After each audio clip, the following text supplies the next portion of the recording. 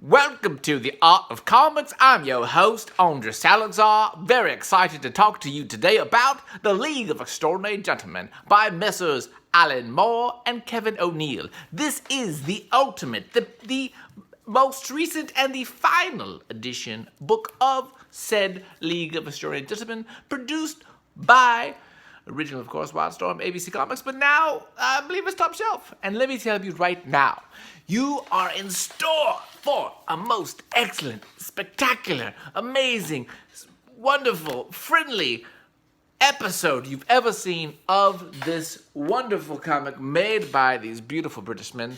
I love League of Extraordinary Gentlemen. We will talk about it in most terrific detail. So please, watch along, stay tuned as we talk about Tempest right now. Are you ready?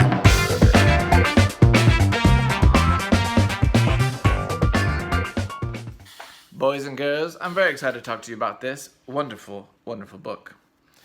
I have all of these League of Extraordinary Gentlemen books. I loved it when it first came out. Huge fan.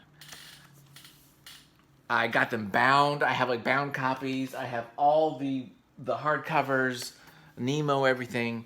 This is the last one. This is the end. This is the coda, and it is brilliant. It is what I wanted. It is in depth. It is genre building. It is pushing the boundaries of the medium. Like Chris Ware, I'm going to put them together because I love Chris Ware's stuff too. I think this is brilliant. So why don't we really go into and talk about this? I don't know how long the episode's going to be. You can probably look right now. I don't know if we're going to have to break it up into parts because there's a lot to talk about. There's a lot of commentary, and it's just really good. These are one of these books that I've been wanting to talk about. I just read it like a week or two ago, so let's go ahead and talk about it. I'm going to flip the camera over, deep dive into The League of Extraordinary Gentlemen, Tempest. Let's do it. Okay, boys and girls, this is some of these episodes. This is one of the episodes that I just love. I love talking about more. I love talking about this stuff. I deliberately have not talked about Watchmen yet in some of those because it's just so good. I don't want to screw it up. So let's talk about this. I just read this. There are websites there that go into all the annotations. Back in the day, I think there's some guys still making them, where they will go through each page and give you all the references, all the annotation for each thing. Those are wonderful. This video will not be that. 1, I don't know all the annotations. 2, I don't have the time to go through all of that. And 3, you don't want to hear me necessarily do that. Although I totally support it and I love those guys who do it. So there you go. Let's just go through this. Let's see how long we go. Let's see how tired we get. But this is so freaking good. Sometimes you gotta talk about the craft, okay? So I guess first off, we should talk about O'Neill.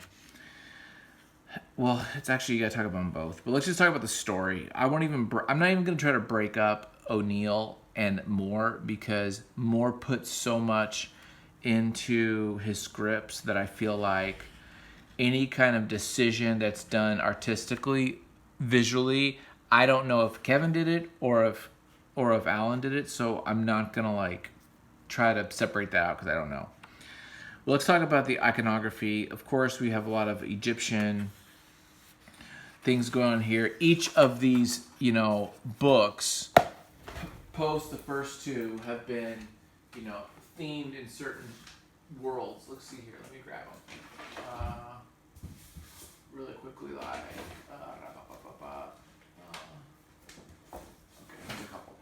Okay, so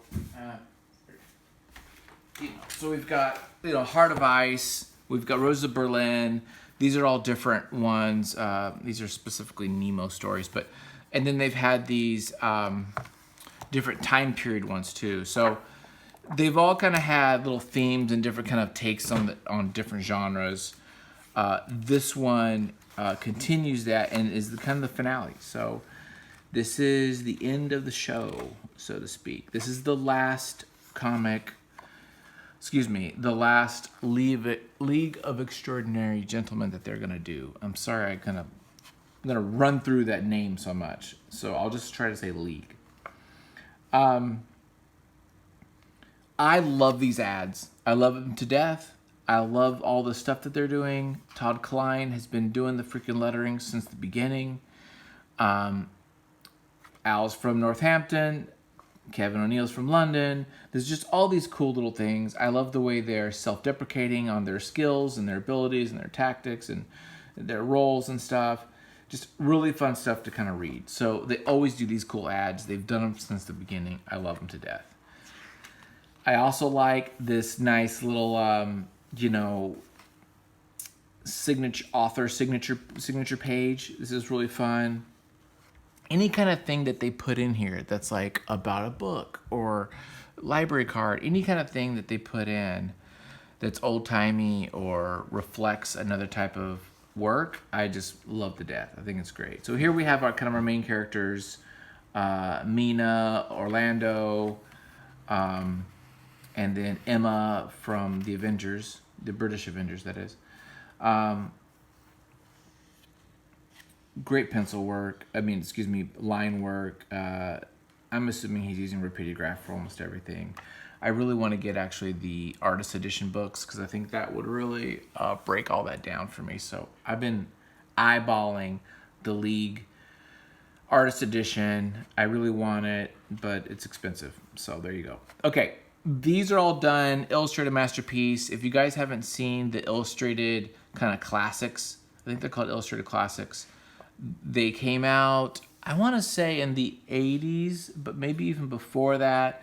But there were these classic stories, illustrated, I don't know, Where the Red Fern Grows or something like that. So they would do an illustrated story, from one of the classics. And so they kind of adapted it to comics, which I thought was a really cool idea.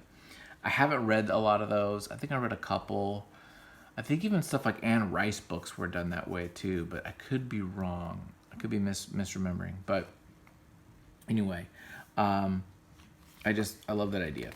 These are fun, and we're gonna go through each of these episodes. I think this is a collection of 6 or 7 issues. Tempest. I could tell you, I guess, real quickly. Is this Does it say? Does it say right here? We'll find out in a minute. But he goes through this stories of these cartoonists, and what's fascinating is these aren't made up stories.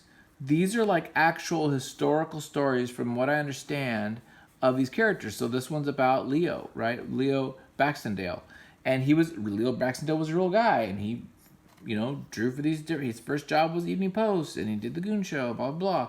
And so these are little actual biographies of cartoonists that somehow influenced the creators of this, or, were people they looked up to in some ways, British creators, rather.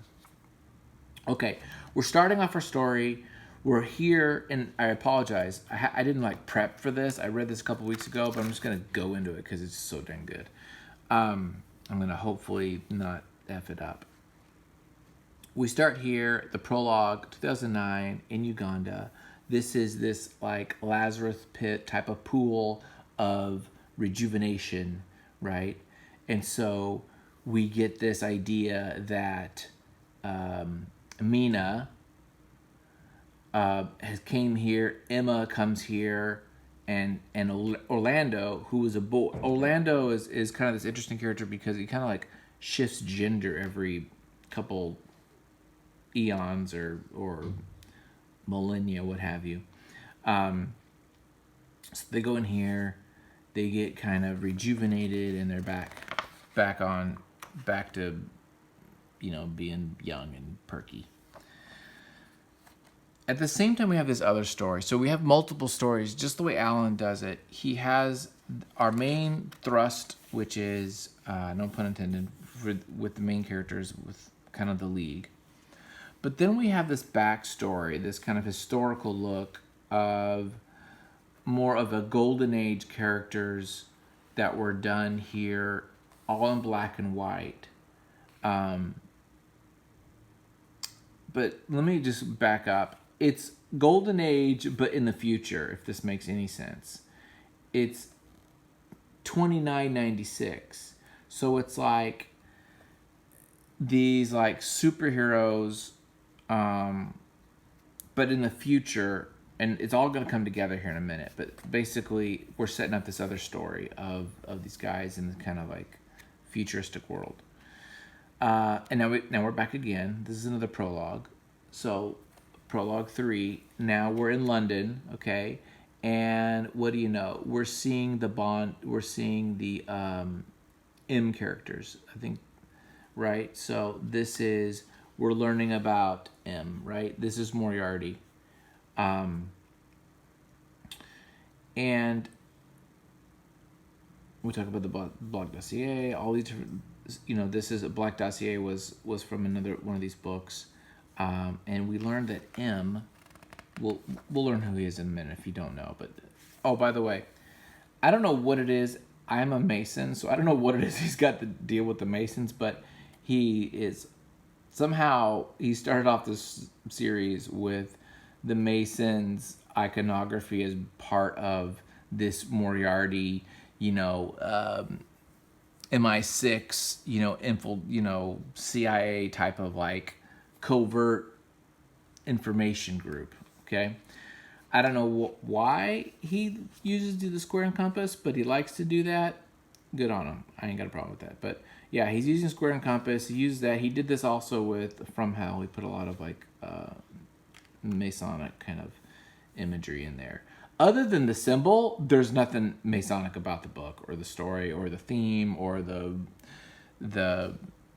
rituals, none of that. It's just basically square and compass. And I think it's just to kind of like be cool and spooky. Honestly, that's all it is. Okay, now we're here. Tempest, Farewell Forever.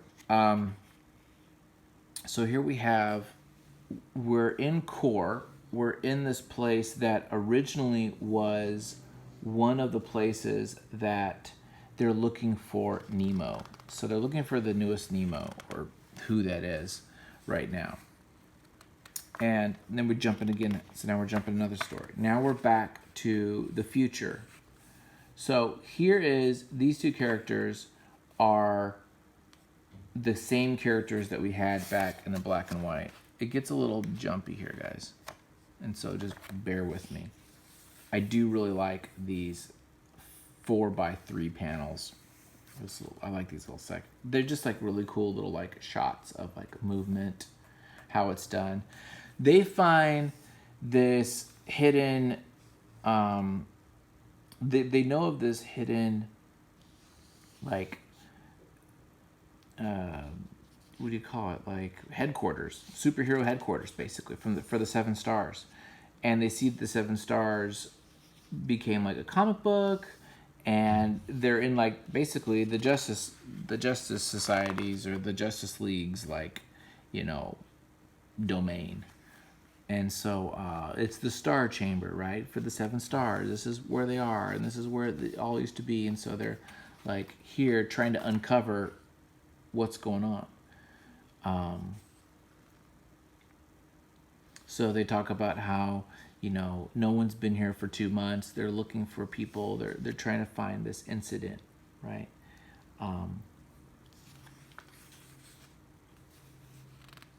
Now we're flipping back to Core with the girls, and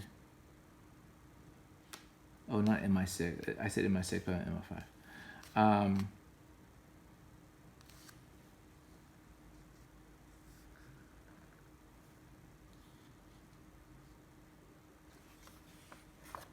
So Orlando is a girl now again. Kind of a interesting character, very aggressive, I guess you would say.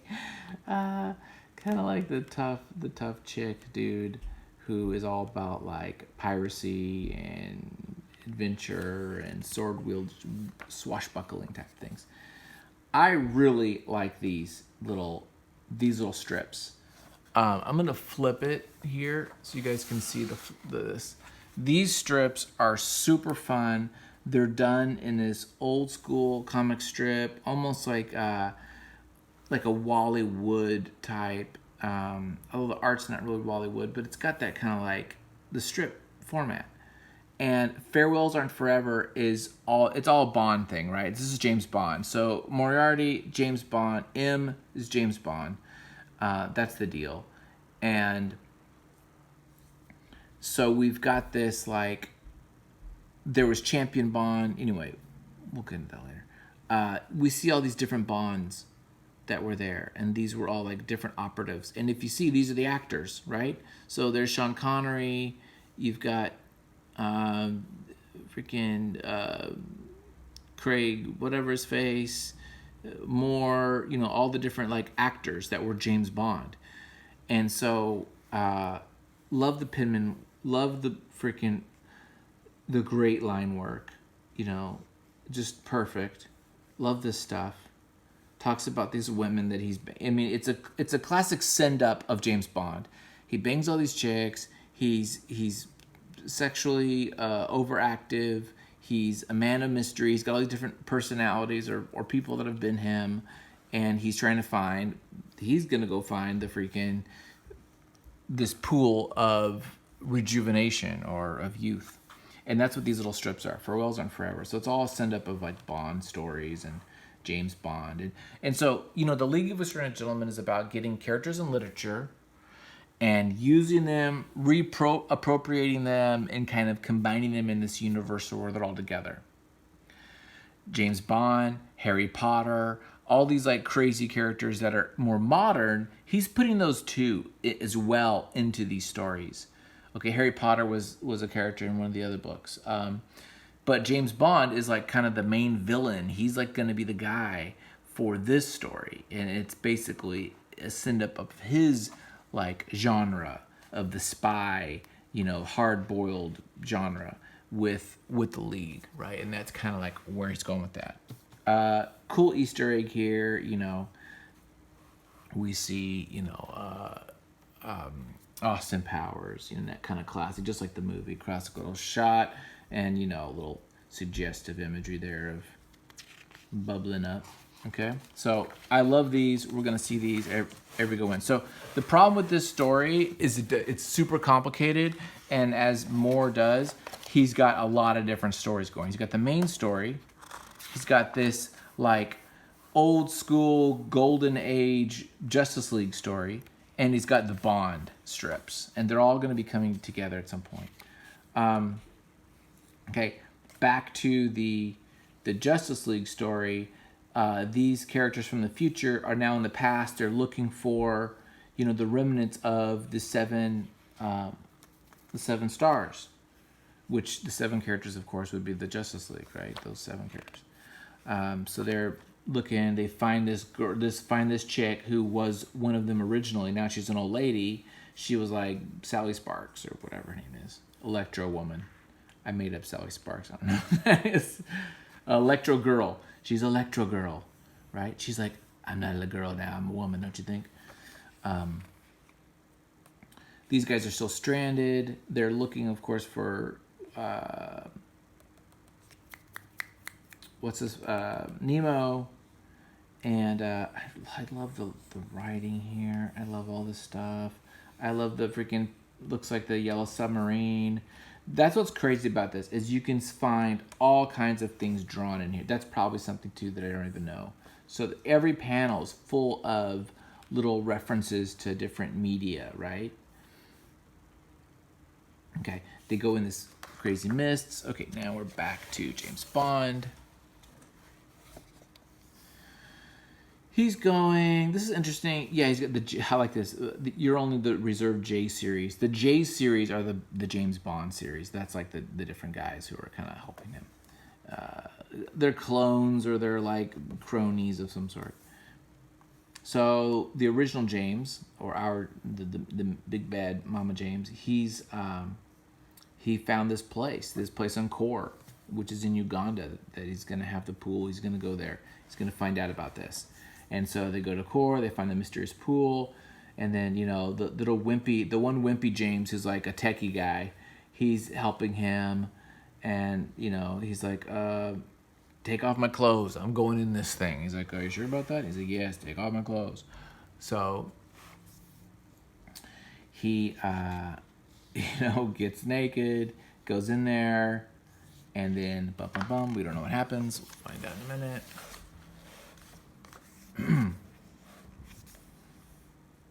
And now they go through this kind of funny little gag where they're traveling on the boat. They find these different islands and places and learn about, the orgy island or this island or the island of little black pygmies or this one's about,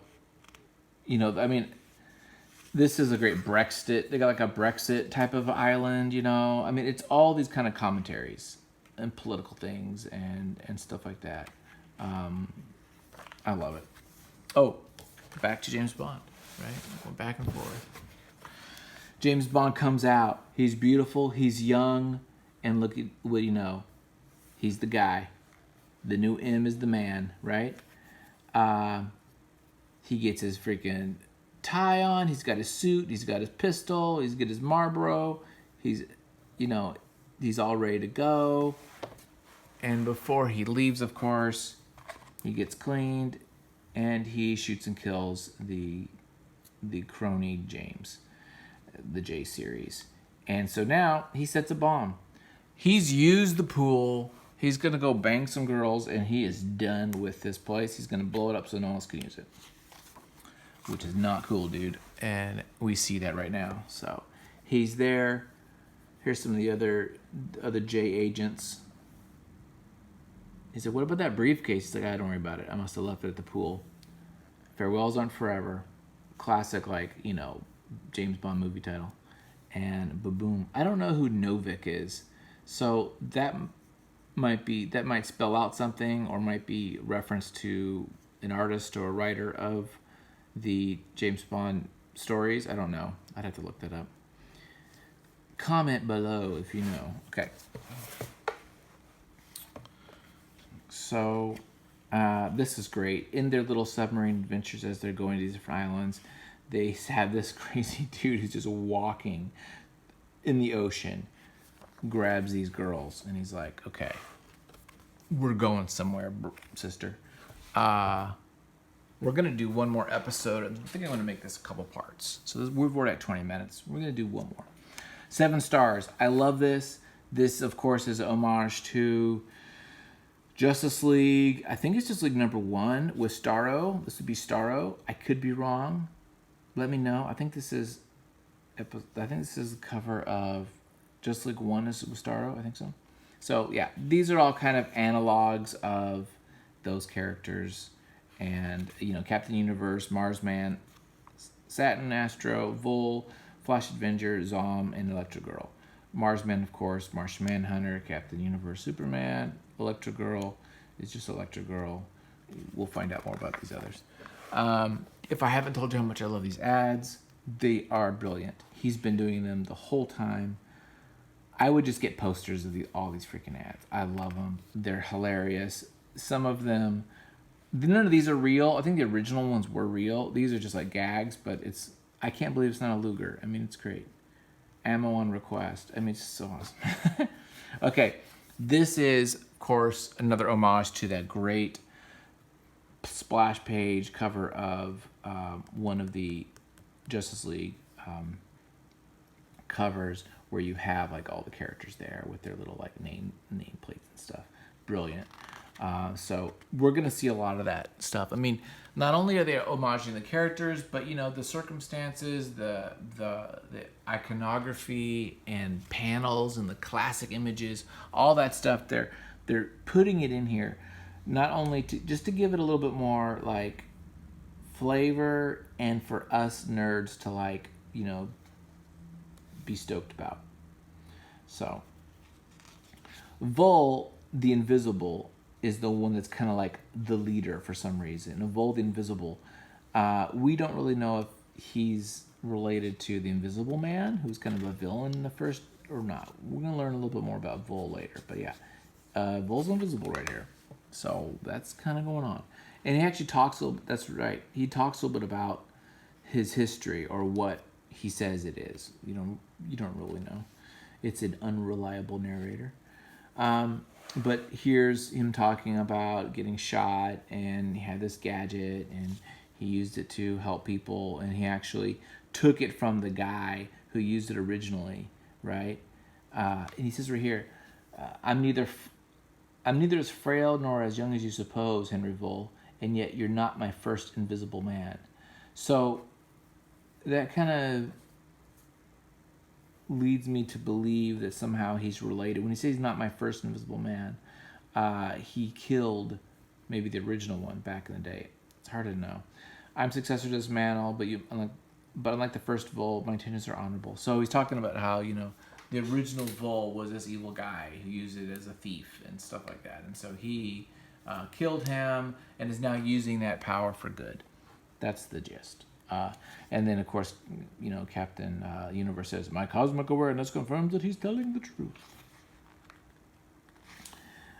So they're kind of debating, how to move forward as a team, and they all have different little, moralities and such, morals. I do like this strange, he's kind of a Bondish type of guy. He's kind of a Brit with the tux on. Uses a gun, doesn't have superhero powers. I guess kind of like a Batman, maybe. Kind of like just a rich, doofus. It's kind of hard to know what's going on.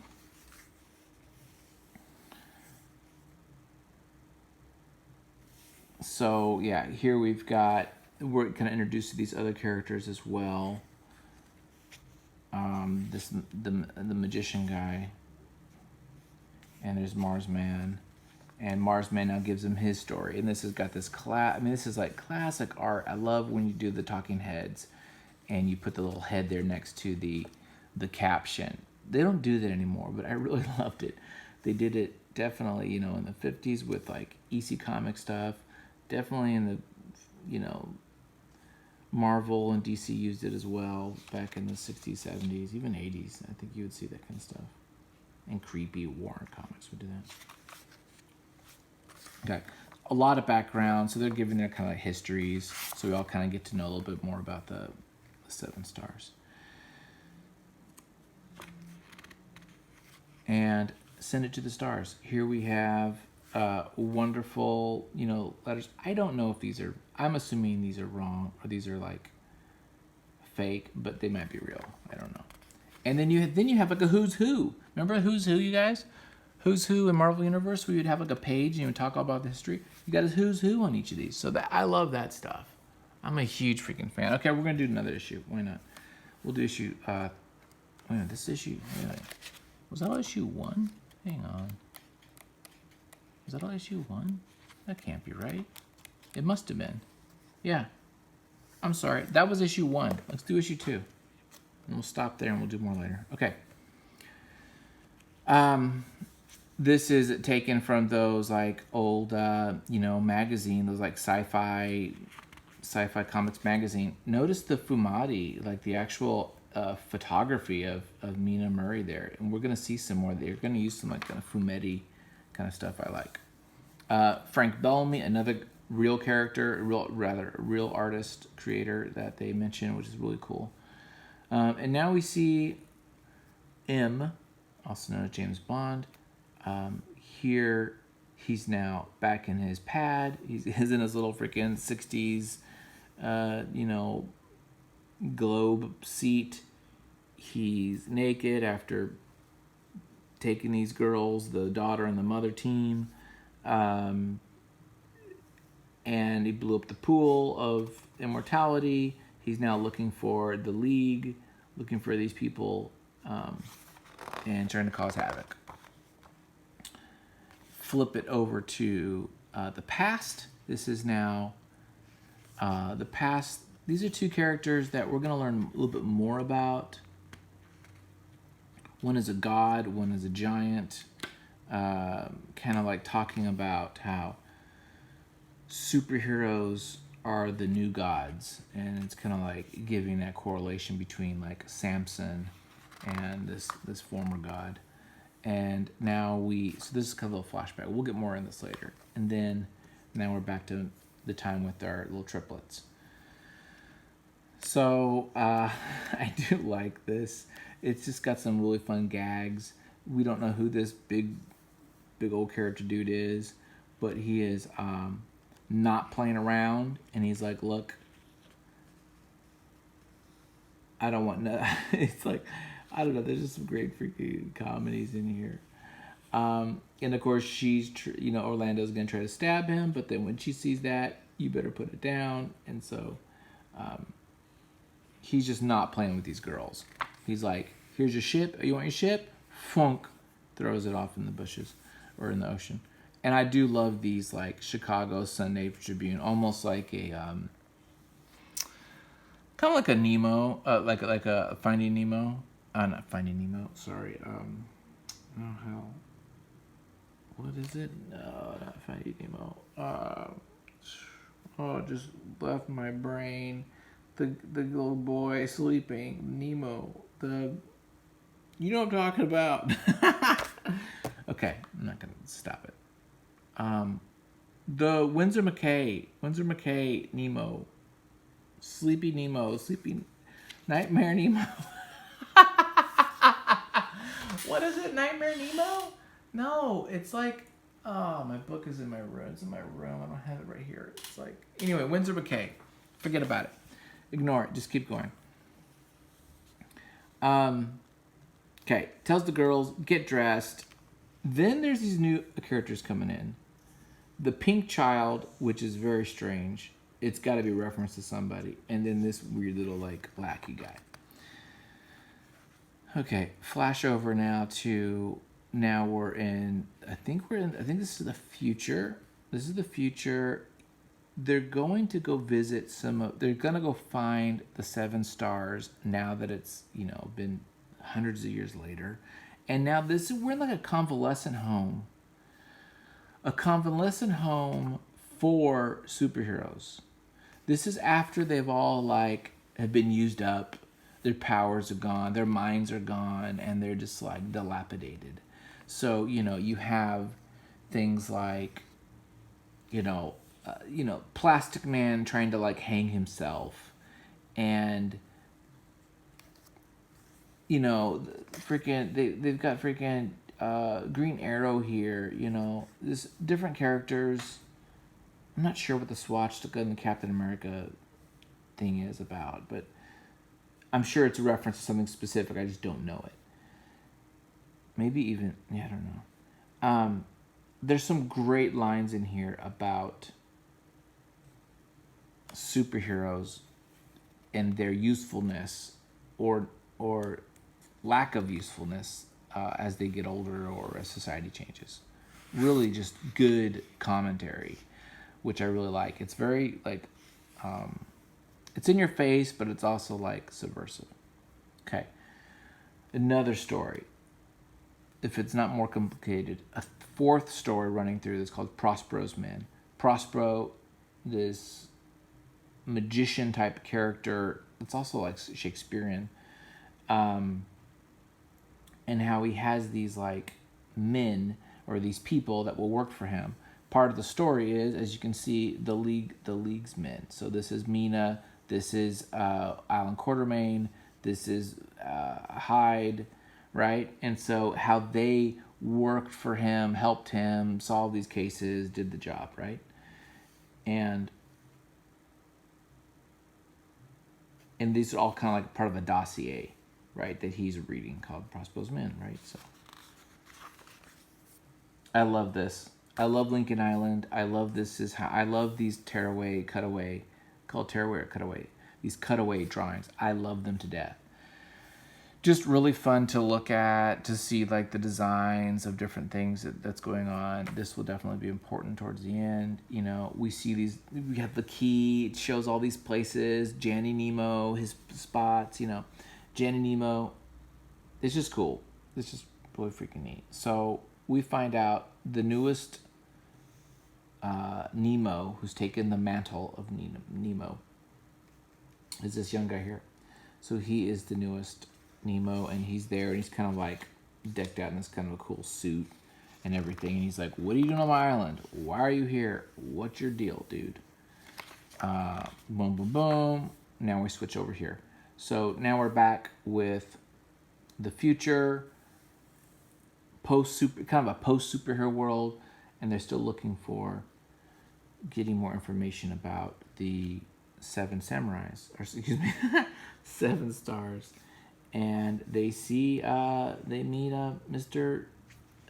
Captain Universe from in the future now, and they're like seeing what he's up to and how disappointed he is, and he can't find. They're looking for Vol, right? They're looking for him, and he's like, you're not gonna get it from me. I don't know where he's at.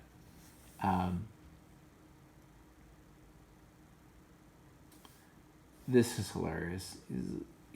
Best screw I've had this century. If you'd only had sexier names like Titty Bonanza or Podencia de Langio, just like saying stuff.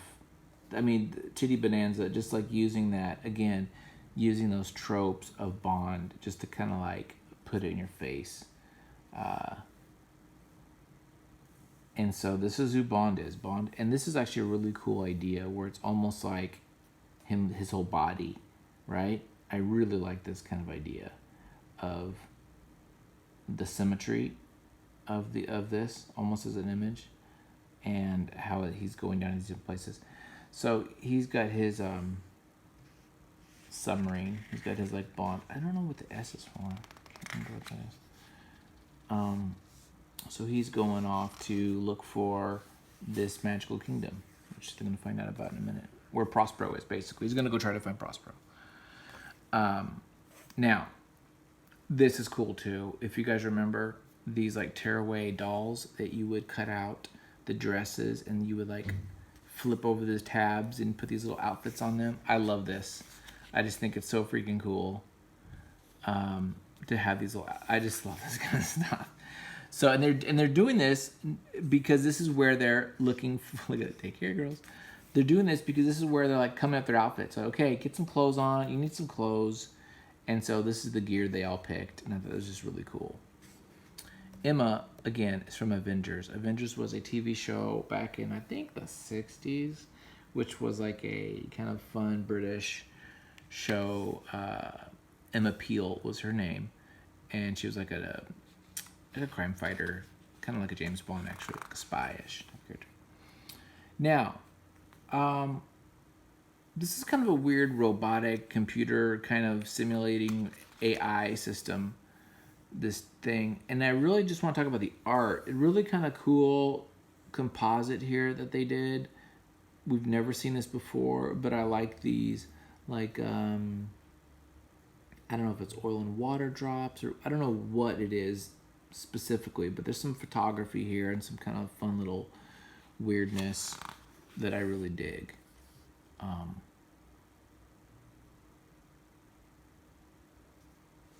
They find out that the pool's gone, and of course Emma Peel and them are like totally just devastated that it's gone, because the only way that would happen is if they knew everything, right? And why would they destroy it? That means we can never be young again. That's it. Our immortality's done. And now she says, of course, I know it is. It's the man who killed my father and my grandfather. It's Jimmy. Jimmy, of course, is James. So she knows who did it. And that's going to be a problem. And now, Jimmy, though, of course, is going, and he shoots a freaking nuclear warhead at this, like, magical kingdom, which is full of, like, strange, surreal magic. Like a fairyland, basically. Yep. So he's destroying all the magic, all the places where he thinks Prospero and his men are. He's trying to eliminate any of that kind of supernatural stuff because he wants to control the world with his abilities, which would just be kind of mankind's innate, minds. Back to 7 Stars. I think this as well is a homage, but I don't know this particular cover, but I remember the characters being like on some scales. I don't remember everything about it. This is kind of fun to see like where he gets his power, where this character gets his power as Captain Universe from these characters. Remember how Shazam? Oh yeah, I said Captain Universe was Superman. I mean Captain Marvel. Shazam, actually. Captain Universe is Captain Marvel. And Shazam, comes from like I don't remember the names, but Mercury and Zeus and all that. This is from like mathematicians and such, which I thought was really cool. Leonardo, Aristotle, Pythagoras, Gallup is the word, right? Galileo. So it's like if he says these words, Archimedes, if he says these words, Gallup, he transforms into Captain Universe. I just think that's really cool. It's just, I love using the ideas of, heroes and stuff and just kind of like totally doing a twist on it. I just think it's so cool. I don't understand Toby the Fat Schoolboy. It's got to be a British thing, or it's just something I just don't know about. But there's this kid. I think it's like he eats ice cream or something, and then he turns into this kind of monstrosity. He's destroying the world, and I don't know if it's just about like the golden age like type of goofiness, or if it's got to be a reference because he doesn't just put stuff in there. Don't know what it is, but basically they have to battle this big crazy kid, and that's the way that goes. And he talks about being healthier and more grammatical. And they cleaned that up. They cleaned that mess up. And then the Americans are like, oh, you know what? If they have a super group, we need a super group. And so now it's like, well, we can't just have the 7 stars. We got to make the Victory Vanguard. And so the Victory Vanguard is like in another superhero group. So now it's going to be like a Cold War of superheroes, right? And we've seen that many times, right? But basically, you've got the Cold War of superheroes. Every nation or group wants to have their heroes or team to help them or to, be able to muscle things around. And so that's what this is starting, that kind of whole concept. And then we have Electric Girl. So there we go. We're at 40 minutes. That's plenty of time. We did the first 2 episodes. We'll do some more because this is really good. And I apologize for not like knowing everything in here. But hopefully what I like to do is I hope you've read this and then we can just chat about it.